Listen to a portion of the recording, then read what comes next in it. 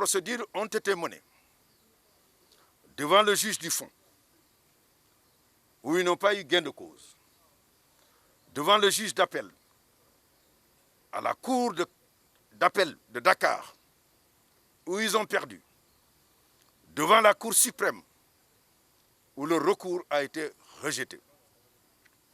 Cela signifie que le droit est du côté de la Comico des armées. Et cela a duré 12 ans. C'est énorme. C'est pourquoi le président de la République, Macky Sall, a félicité le général de corps aérien, le général Biram Diop, pour la posture républicaine et légale dans le cadre de ce dossier. Quoi qu'on en dise, l'armée sénégalaise a eu une posture légale, une posture républicaine, une posture respectueuse du droit et de la loi. Elle n'a pas fait justice pour elle-même et par elle-même. Elle ne s'est pas fait justice. Justice lui a été rendue par des tribunaux et des juridictions compétentes du Sénégal.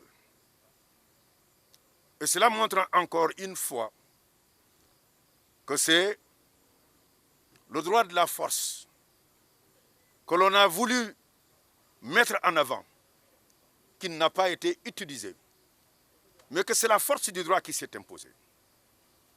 Et la procédure qui a eu lieu est une procédure aussi qui s'est faite dans les règles de l'art.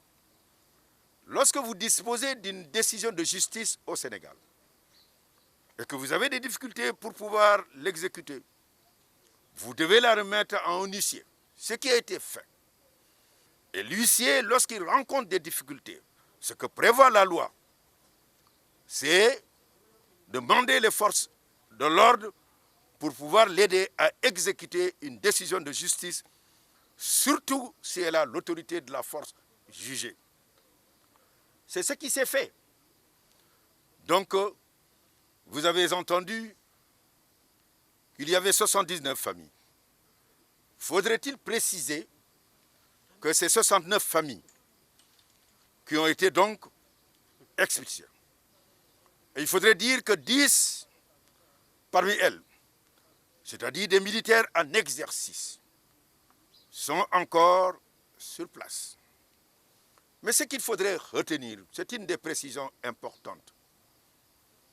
Il fallait que ceux qui étaient là, qui avaient eu droit à un moment, quand ils travaillaient, quand ils étaient en activité au sein des armées, qui ont bénéficié des logements, qu'ils puissent céder la place à ceux qui attendent.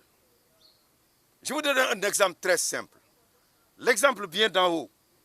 Si le premier président de la République du Sénégal avait estimé que dans le palais de Rome, il ne quitterait pas, après avoir fini ses fonctions à la tête de l'État, ses successeurs ne seraient jamais rentrés dans ce palais-là.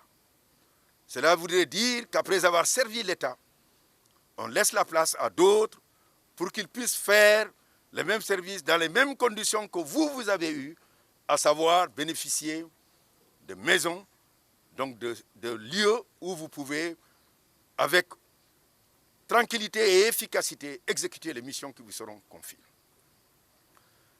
Je voudrais en dernière instance dire, et c'est ça la troisième précision, Monsieur le Président de la République a une vision claire de notre armée. Les menaces sont réelles. Elles sont protéiformes. Elles sont asymétriques. Tout autour de nous, je ne citerai pas de pays, mais vous comprenez que nous devons continuellement être dans une position préventive, dissuasive, pour apporter les ripostes nécessaires au moment où il le faut. On puisse insister sur la formation, c'est un pilier fondamental. C'est pourquoi nous sommes là ce matin. Insister sur les infrastructures, c'est un élément fondamental. Insister sur l'équipement, c'est aussi un élément fondamental.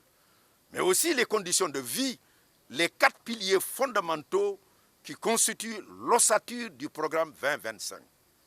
C'est dans ce cadre que le président de la République a donné toute l'assiette foncière de Terme Sud aux armées sénégalaises.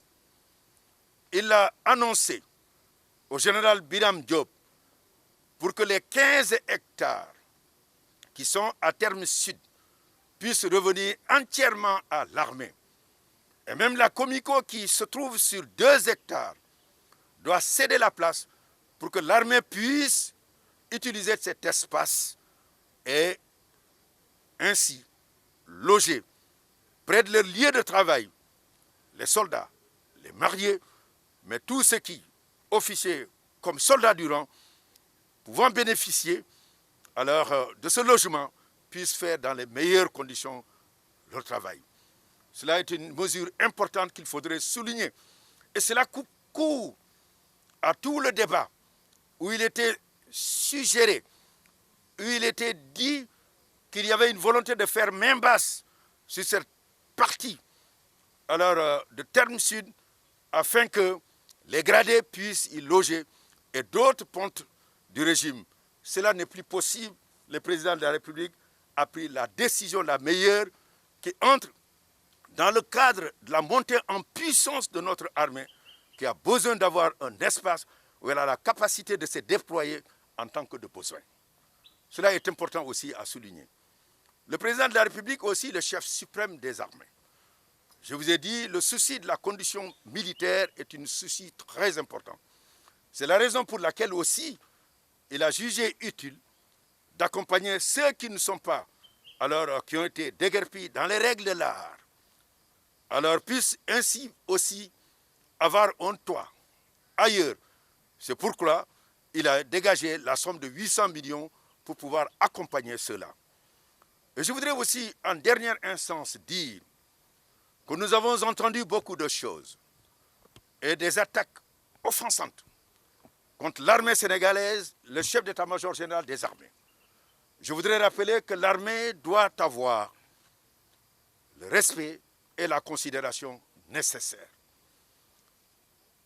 L'activité, les missions qu'elle a menées et qu'elle a menées depuis l'indépendance au Sénégal, dans la région, en Afrique et dans le monde, pour construire la paix et amener ainsi partout la possibilité à tous de pouvoir vivre dans les conditions de meilleures, cela lui a donné la crédibilité qu'il faut et je pense que cela a contribué aussi au prestige international du Sénégal. Il faudrait que donc ceux qui s'adonnent à des attaques à la fois injustes et offensantes puissent se retenir et marquer le respect et la considération qui est due à l'armée sénégalaise. Je tenais à vous dire ces quelques mots